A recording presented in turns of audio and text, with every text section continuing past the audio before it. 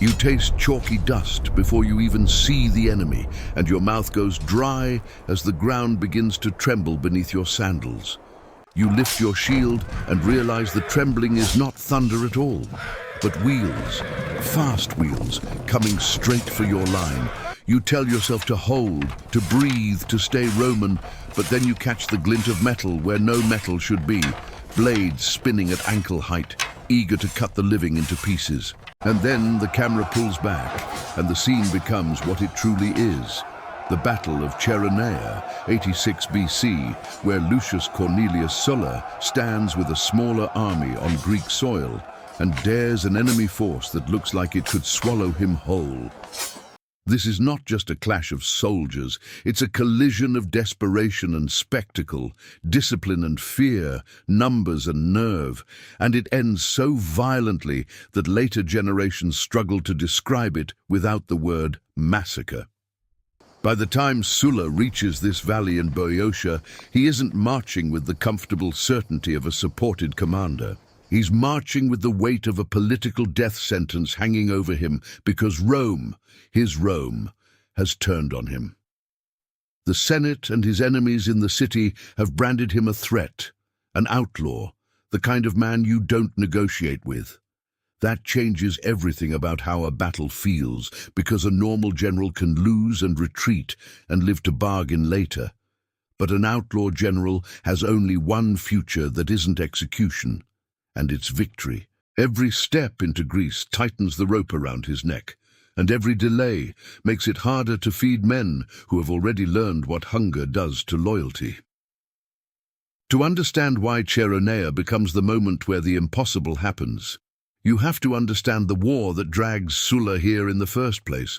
The First Mithridatic War isn't just a border conflict, it's an earthquake that cracks the Roman world, because Mithridates VI of Pontus doesn't simply resist Rome.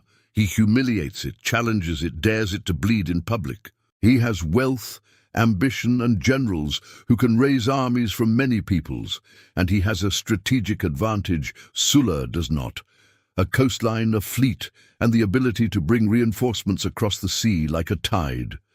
When Sulla arrives in Greece, he is stepping into a theater where the enemy can look endless and where morale can be destroyed just by showing up. Before we go deeper, tell me where you're watching from. And if you're into this era, hit like and subscribe. History's reach still amazes me. Now picture the Roman camp in the days before Chaeronea through the eyes of one man, let's call him Marcus, because there is always a Marcus somewhere in the ranks. Marcus is not a senator, not a historian, not a man who can name the reasons for the war in polished Latin. Marcus knows the weight of his shield, the soreness of his shoulders after digging, and the reality that a soldier's stomach is a political instrument. He has heard rumors that Rome has declared Sulla an enemy, and rumors are dangerous because they don't need proof to rot discipline, they just need repetition. When Marcus looks at the horizon and sees the enemy campfires, he doesn't count them accurately, but he feels the number, the way you feel a crowd before you see individual faces. Across the valley, Archelaus, Mithridates' general, has a problem that doesn't look like a problem. He has an army so large that it can create its own confidence. The kind of confidence that becomes contagious, the kind that makes young recruits think gods must be on their side simply because the sky above them is filled with their own banners. The noise of that camp is its own weapon: foreign languages, cavalry drills, the clatter of armor, the restless pride of men who believe they have come to crush a stranded Roman. Archelaus can afford theatrics, and theatrics matter, because fear travels faster than orders. If the Romans break once, they will be hunted down and cut apart, and Sulla will become a warning told to children in Rome about what happens when you defy the state. The valley around Chaeronea is not a blank stage. It is narrow, shaped by the Cephissus River and watched by hills that squeeze movement into corridors. It's the kind of landscape that punishes the impatient and rewards the calculating, which is why this place becomes Sulla's best ally before any blade is drawn.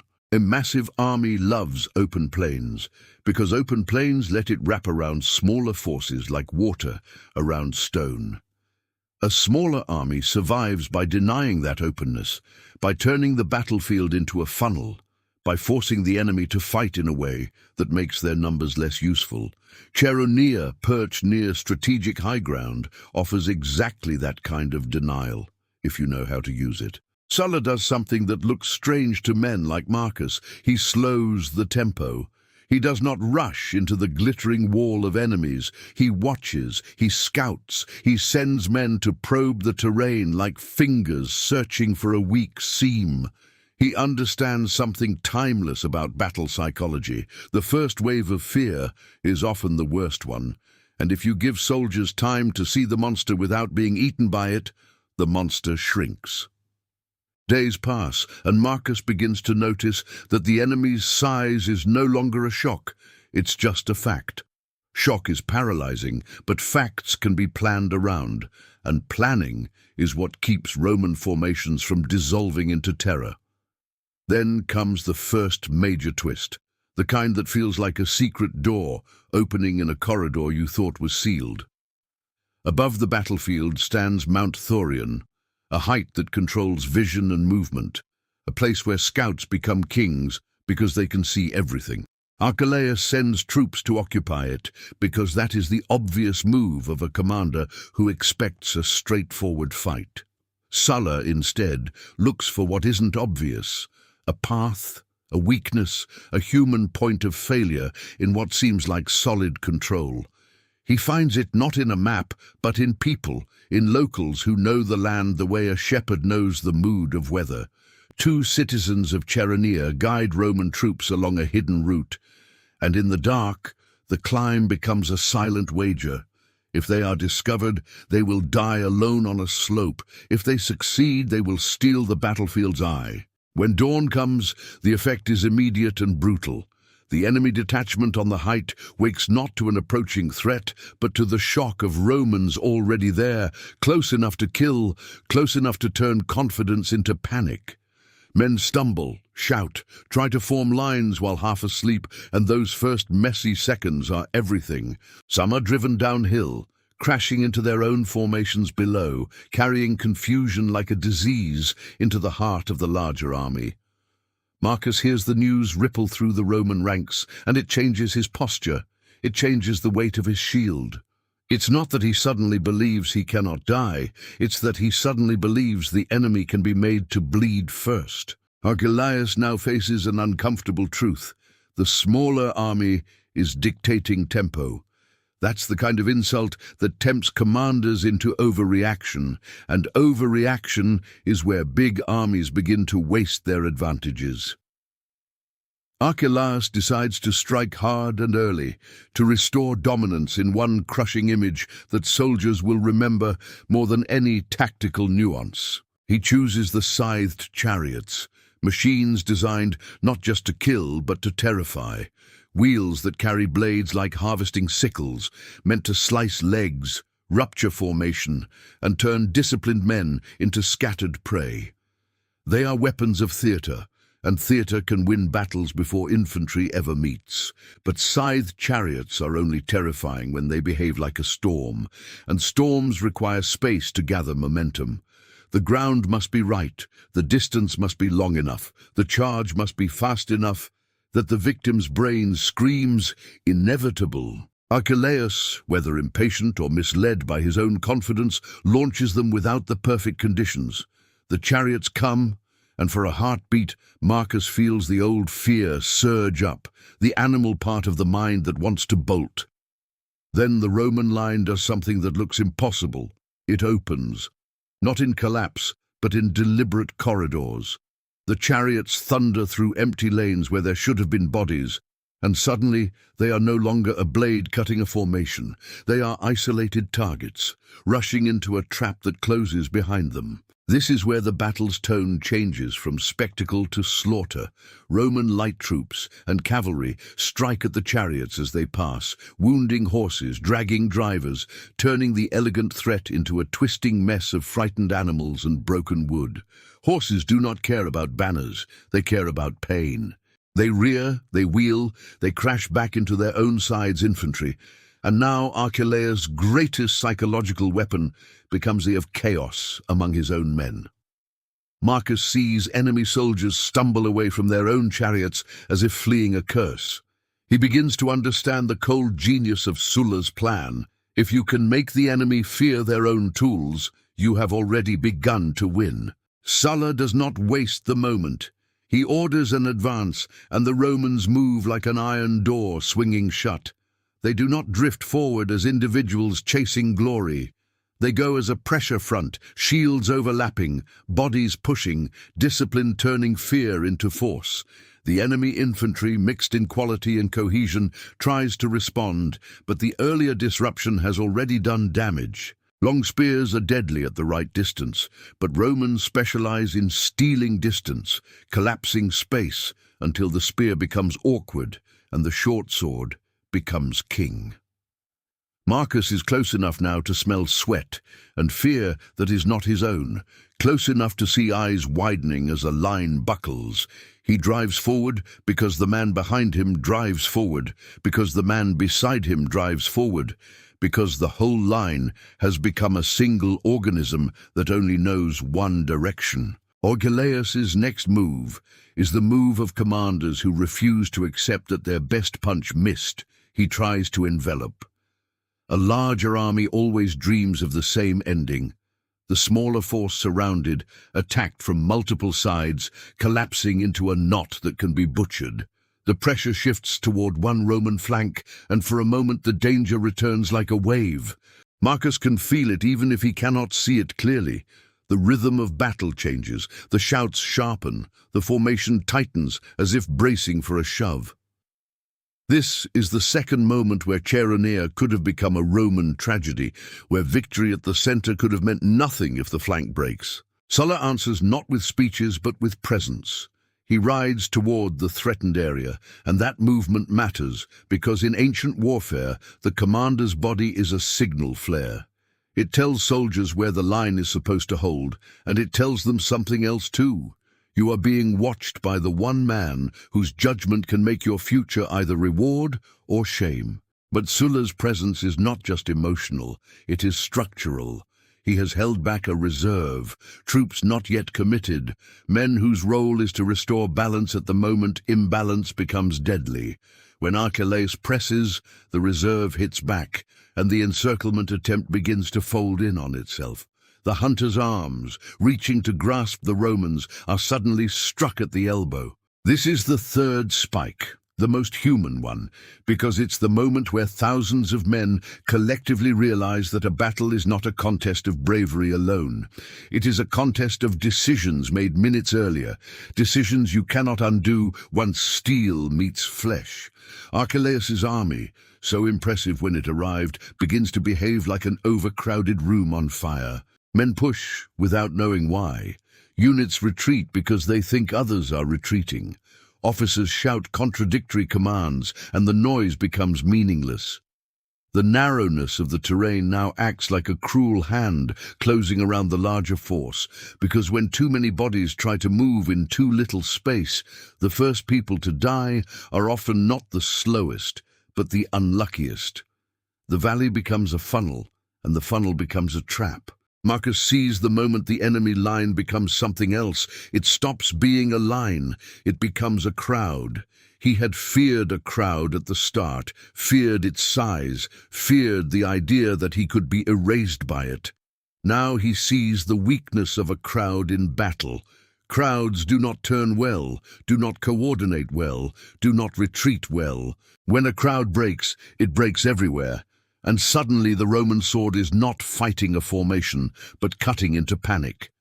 The word massacre begins here, not because Romans are uniquely cruel, but because a routed army in a confined landscape does not have the luxury of surviving its own defeat. Men run toward hills, toward the river, toward any gap, and every gap is contested. Archelaus himself survives, because generals often do, and that survival becomes its own bitter footnote. In war, the men who die are frequently the ones who had the least say in why they were there. The survivors carry stories that distort because trauma edits memory, and because victorious armies love numbers that sound like miracles. Later accounts will claim losses that feel almost impossible, claims that Sulla's men barely died while the enemy was annihilated in staggering totals. Whether those numbers are precise or inflated, they serve a purpose. They turn Chaeronea into a legend, and legends are political weapons. Sulla needs Rome to hear not merely that he won, but that he crushed. An outlaw can't afford a close victory. He needs a victory so loud that even enemies hesitate, and if you look closely, that is the darkest undercurrent of this story. Chaeronea is not fought only for Greece, not fought only to break Mithridates' ambitions in Europe. It is fought because Sulla's path back to Italy is being paved with fear and reputation. Every trophy he raises, every report he sends, every rumor that travels ahead of him is part of a second campaign, one that aims at the Roman political class. In that sense, the massacre is not only a consequence of a battle breaking, it is also the output of a man who understands that terror is persuasive when law has been replaced by faction. The more impossible the victory sounds, the more inevitable he becomes, and inevitability is what keeps rivals awake at night. There is also a quieter human cost that doesn't fit neatly into battle summaries. Chaeronea is a town and a landscape that becomes a stage for empires, and locals are pulled into the machinery whether they want to be or not. The citizens who guide Sulla to Mount Thurion are not just footnotes.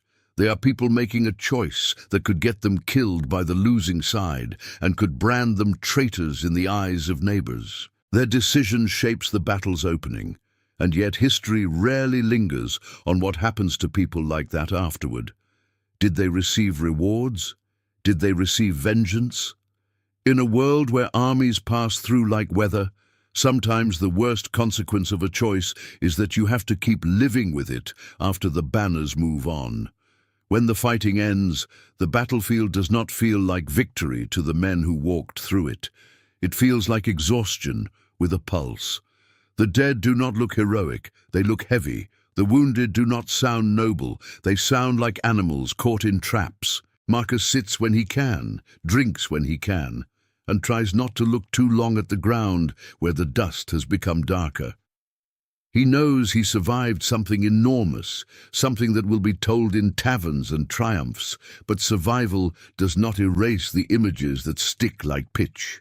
Every war leaves behind a kind of invisible inventory, the faces you couldn't save, the moments you didn't understand, the sensation of your hands moving on instinct. In the months and years that follow, Chaeronea becomes more than a victory. It becomes a warning. It shows that Rome's legions, even outnumbered, can prevail when commanded by a general who turns terrain into a weapon and discipline into destiny. Scythed chariots, terrifying in motion, shatter against ranks that refuse to panic. Hills, rivers, and narrow ground outweigh sheer numbers.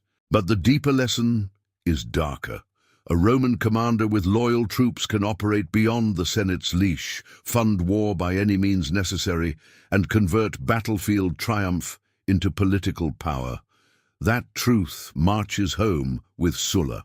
Return to the image, trembling earth, flashing blades, the instinct to flee.